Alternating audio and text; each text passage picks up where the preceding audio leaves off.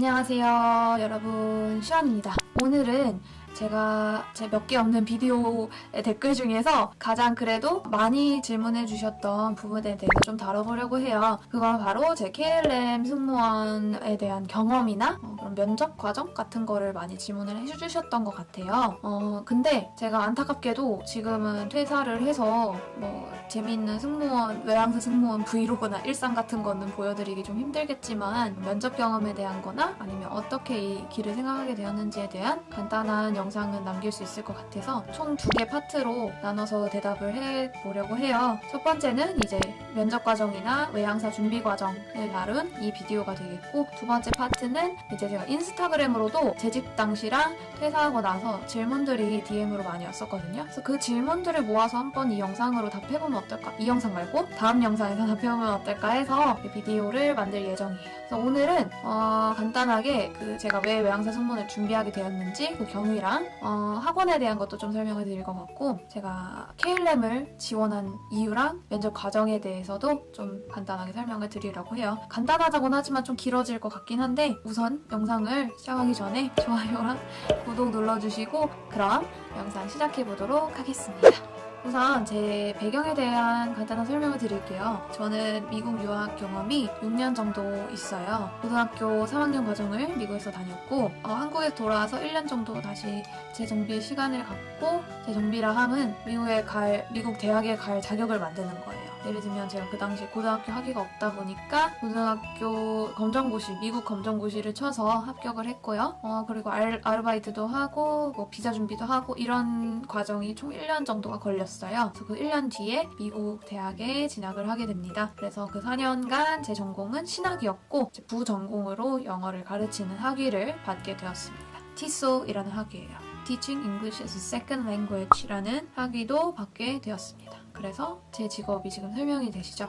참고로 제 직업은 영어 강사입니다. 그리고 한국에 돌아왔을 때 막막했어요. 왜냐면 4년 동안 저는 공부밖에 안 한 사람인데 갑자기 사회생활에 뛰어들려니 무섭기도 하고 겁이 나기도 하고요. 그래서 조금 피하고 싶었기도 하고, 그리고 4년 동안 제가 진짜 공부를 진짜 열심히 했거든요. 그래서 좀 쉬고 싶은 마음도 있었어요. 그래서 그런 참에 부모님께서 먼저 외항사 승무원에 도전해보는 게 어떠냐라는 제안을 먼저 해주셨어요. 좀 의외죠. 보통은 부모님이 반대를 많이 하시고 개인이 이렇게 원하는 경우가 되게 많거든요. 근데 저희 부모님께서는 이걸 해보는 게 어떠냐라고 먼저 제의를 해주셨어요. 그래서 하게 되었어요. 우선 하게까지는 막막했죠. 어떻게 알아봐야 되지? 하는 생각이 들면서 그냥 학원을 덥석 등록을 했습니다. 근데 가격이 좀 사악해요. 물론 전제가 합격할 때까지라는 전제가 있긴 한데, 수업을 들을 수 있는 전제 조건이. 근데도 비싼 학원비였어요. 그게 지금 제가 기억나기로는 180만 원이 들었어요. 그 180만 원 안에는 이제 국내항공사 준비과정, 외항사 준비과정, 그리고 지상직까지 포함한 약간 패키지 가격이 180만 원 정도였던 것 같아요. 여담이긴 하지만 안타깝게도 저는 그 학원을 2달 정도밖에 다니지를 않았습니다. 어쨌든 그래서 학원은 그렇게 등록을 했었고, 저희 학원 같은 경우는 대전에 작은 학원이었다 보니까 국내에 포커스를 더 많이 맞추다 보니 외항사 반이 좀 작은 편이었어요. 근데 오히려 저는 그게 되게 좋았던 게 의지도 서로 되게 많이 하고 친해지기도 빨리 친해지고, 그리고 약간 강사분도 더 애착을 보여주셨던 것 같아요. 아무래도 소수 정예다 보니까. 그래서 나름 되게 재밌었던 2달 정도였던 것 같아요. 막 매일 거의 가면서 스터디 그룹도 하고 학원 수업도 듣고 하면서 굉장히 그때 피드백도 많이 받고 답변 정리도 많이 했었던 기억이 나요. 그래서 지금 생각하면 굉장히 그래도 값진 경험이 아니었나 싶어요. 그리고 나서는 이력서를 써야 되잖아요. 외항사 같은 경우는 이제 CV라고 많이 하죠. 뭘 주렸는지는 지금 생각이 딱 안 나는데 영어가 아니었던 걸로 기억해요. 어쨌든 커버 레터랑 이제 레주메 이렇게 2가지로 이루어진 거를 CV라고 하는데, 이거를 이제 작성을 계속 해보게 돼요. 연습 삼아서. 실제 막 중동항공사를 목표로 제가 하고 있었는데, 지금 중동항공사는 이제 에미레이츠나 카타르 정도가 제일 이제 한국 분들에게 많이 알려져 있잖아요. 저도 그 2곳을 열심히 준비를 했었어요. 그래서 이제 CV를 작성을 이제 임의적으로 하게 되고 이제 채용이 떴을 때 바로 이제 지원을 할 수 있게 준비를 해놓는 거죠. 그래서 그 당시에 이제 답변 정리도 많이 하게 됐고 레주메도 작성을 많이 했어요. 근데 그 당시에는 채용 시기가 좀 적절하진 않았던 것 같아요. 많이 안 나더라고요. 그 당시에 이제 MLH가 막 끝난 상태였고 피네어 같은 경우도 막 끝난 상태였거든요. 그래서 채용이 많이 안 떴을 텐데 외항사요. 근데 이제 제일 먼저 제가 본 채용 공고가 바로 KLM 채용 공고예요. 근데 이 KLM 같은 경우는 좀 속설도 많고 루머도 많고 왜냐면 카더라가 많을 수밖에 없는 게 합격자가 많지 않아요. 합격자가 많지 않다 보니까 그리고 채용 인원도 워낙 적고요. 그러다 보니까 좀 루머도 많고 카더라가 많은 곳이 또 KLM이거든요. 근데 그 당시에 카더라는 이제 서류를 굉장히 꼼꼼하게 보기 때문에 처음부터는 안 된다. 좀 면접 경험이 쌓여야 서류가 붙는다. 약간 이런 속설도 있었고 거기는 영어를 굉장히 잘해야만 한다. 거의 원어민급이 돼야 된다. 약간 이런 속설도 있었거든요. 왜냐면 학원에서 아무도 지원을 안 한다고 그렇게 했었거든요. 왜냐면 워낙 어렵고 서류도 되기가 너무 어렵기 때문에 그 당시 같이 준비하던 분들이 그런 식으로 말씀을 하셔서 내가 될 리가 있나 라는 생각이 많이 들어서 지원을 안 하려고 했었어요. 근데 이제 채용 마감 마지막 날 전날 같이 준비하는 친구가 우리 그래도 이거 써볼까? 이렇게 말을 먼저 해줬어요. 그래서 그래 그냥 뭐 why not 그죠? 그래서 쓰게 됐어요. 그래서 정말 급박하게 거의 막 휘날리듯이 썼죠. 이력서를. 왜냐면 그건 준비가 안 됐었던 게 한국어 이력서를 보거든요. KLM은 좀 독특해서 한국어 서류가 1차 서류를 낼 때 1차, 2차 서류라고 제가 쉽게 구분을 하는데 1차 서류 같은 경우는 이제 한글로 된 이력서를 제출을 하는 거였고 포맷에 맞게 그다음에 2차 서류가 이제 그 1차 서류 합격한 사람에 대해서 영문 이력서를 보내는 이런 시스템이었어요. 부랴부랴 냈고 일주일 뒤에 합격자 발표가 있었는데 합격을 했다는 공지를 받았죠. 감회가 새롭더라고요.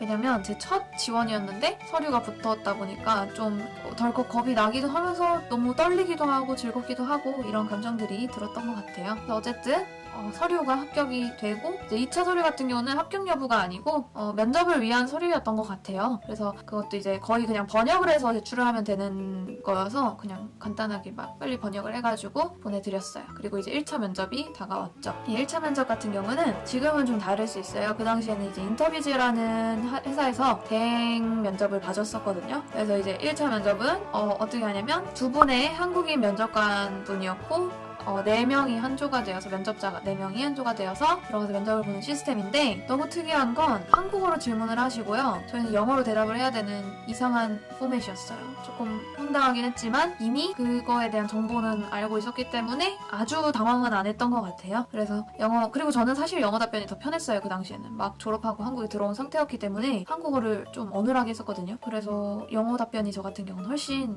쉬웠던 것 같아요. 그래서 지금 질문 중에 기억에 남는 거는 너무 황당해서 기억에 남는 질문인데요. 더치페이에 대해 어떻게 생각하냐는 질문을 받았어요. 제 생각에는 그냥 네덜란드인을 우리가 더치라고 하잖아요. 그래서 나온 질문 같은데 좀 황당했어요. 그래도 뭐 대답을 어찌저찌 잘했고 그리고 제가 또 하나는 이제 제가 조금 자신 있었던 사진 묘사 질문이었어요. 근데 이 사진 묘사는 좀 이제 MLH나 이런 다른 중동 항공사를 대비한 연습했던 사진 묘사와는 조금 달랐던 게 기내 상황에 대한 사진을 주시고 이 상황에서 네가 승무원이었다면 어떻게 했을까에 대한 질문이었어요. 그래서 조금 한 번 더 비튼 사진 묘사 질문이었다고 할 수 있겠죠. 그래도 이 부분도 굉장히 잘 대답을 했던 걸로 기억을 해요. 제가 나름 대답에 만족을 했었던 것 같아요. 그 당시에. 그래서 이런 면접 질문에 대한 소소한 팁도 나중에 한번 정리를 해서 올려드리도록 할게요. 그래서 1차 면접이 이렇게 끝났고 1차 면접 합격자도 한 일주일 이내로 발표가 됐던 것 같아요. 그래서 이제 그 당시에 1차 면접을 합격을 했다라고 통보를 받았을 때는 좀 실감이 안 나더라고요. 그때부터 진짜 이러다 되는 거 아니야? 라는 생각도 진짜 조금 들었고 우선 좀 무섭기도 했고요. 왜냐면 2차에서 떨어지면 나의 실망감과 상실감이 얼마나 클까라는 생각도 들면서 좀 겁도 나고 여러 가지로 좀 그렇더라고요. 그렇지만 또 기분은 당연히 좋았죠. 그래서 2차 면접 같은 경우는 준비를 그냥 1차와 같이 기출문제를 많이 뽑아가지고 그거에 대한 답변 정리도 하고 피드백도 받고 이렇게 거의 비슷하게 진행을 했어요. 1차 면접과 준비는. 그래서 2차 2차 면접에서는 이제 진짜 현직 더치 승무원이 옵니다. 네덜란드 승무원이 오세요. 그래서 이제 면접조 같은 경우는 4인이 1조, 1차와 마찬가지로 4인 1조가 돼서 들어가는데, 면접관 같은 경우는 한 분은 한국 지사분, 그리고 한 분은 더치 크루 멤버가 이렇게 한 조가 돼서 면접을 봅니다. 당시에 제 면접을 봤던 더치 크루분은 남자분이셨는데 그래서 되게 많이 떨렸어요. 왜냐면 이분은 진짜 저를 보는 관점이 내가 같이 이 친구랑 일을 했을 때 어떨까라는 전제를 두고 보시는 분이잖아요. 그러다 보니까 더 긴장이 많이 되더라고요. 그래서 어쨌든 2대4 면접이라고 보시면 되겠죠. 두 분의 면접관과 네 분의 한국인 지원자 이렇게 진행이 되고 이때는 좀 한국 문화나 시사나 뭐 이런 다양한 분야에 대한 질문을 많이 해주셨던 것 같아요. 그리고 중요한 건 꼬리 질문이 항상 따라오기 때문에 거짓말을 절대 하시면 안 돼요. 그게 포인트예요. 거짓말 낳고 그건 결국 들통나게 되어 있거든요. 그래서 거짓말을 안 하셔야 돼요. 면접을 보실 땐.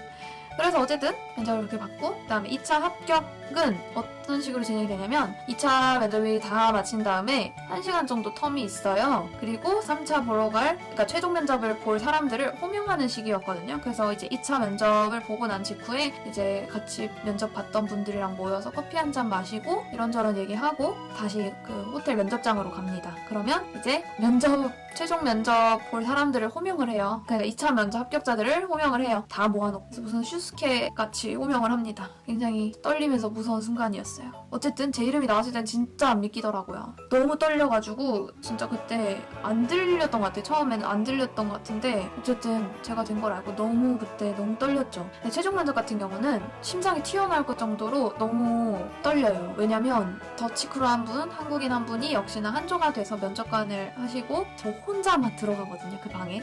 그러니까 2대1 면접이에요. 심층 면접. 그리고 진행 시간 한 40분 정도가 됐었어요.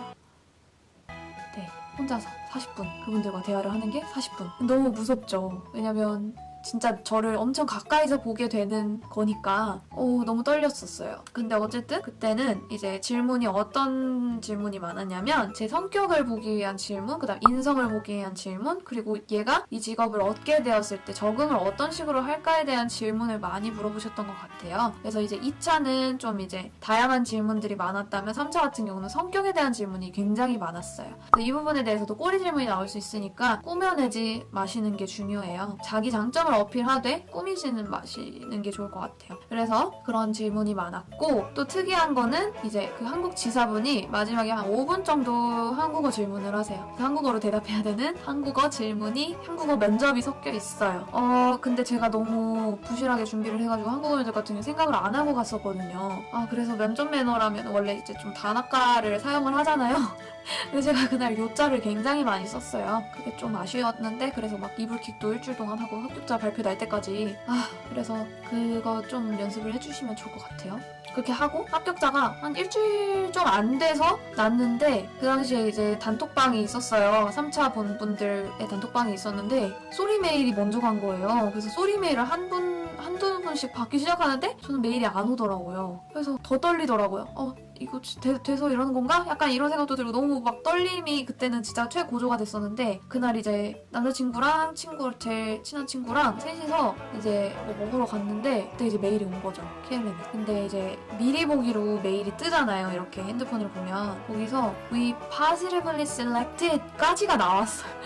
근데 진짜 그때는 심장이 너무 터질 것 같더라고요. 왜냐면 이거는 부정적인 메일이 아닌 거를 제가 분명히 알기 때문에 진짜 그때는 너무 기분이 좋으면서도 두렵기도 했고요. 여러 가지 그냥 감정이 섞여서 나오더라고요. 그래서 그때 이제 그 휴먼 리소스에서 뭐 메일이 온 거죠. 근데 이제 그 인사과에서 근데 아직은 아직은 언제 데려갈지에 대한 확답은 줄 수 없다는 메일이 왔었죠. 그래서 조만간 메일을 하겠다 이런 답변이 있었고요. 근데 이제 홀딩은 아니었어요. 어쨌든 최종 합격이 된 거인 상태였고 1월 기수가 이렇게 가게 됐고 저는 그해 8월에 입사를 하게 되었습니다. 그래서 9월에 합격을 하고 8월에 갔으니까 거의 1년의 시간이 뜨는 시간이었어요. 그래서 그 시간 동안 진짜 심란하고 불안하기도 하고, 그때 카더라 또 엄청 퍼져가지고 더 이상 한국인을 뽑지 않는다 이런 또 카더라도 있었고, 뭐 지금 회사 재정이 안 좋아서 뭐 아시안 크루를 당분간 뽑지 않는다 막 이런 루머도 너무 많고, 어쨌든 KLM은 좀 책임감 있게 최종 합격한 사람들을 다 데려가게 돼서 데려가 주셨습니다. 그래서 저는 8월 기수로 입사를 하게 되었고, 제 동기는 저까지 해서 총 5명이에요. 그래서 이런 식으로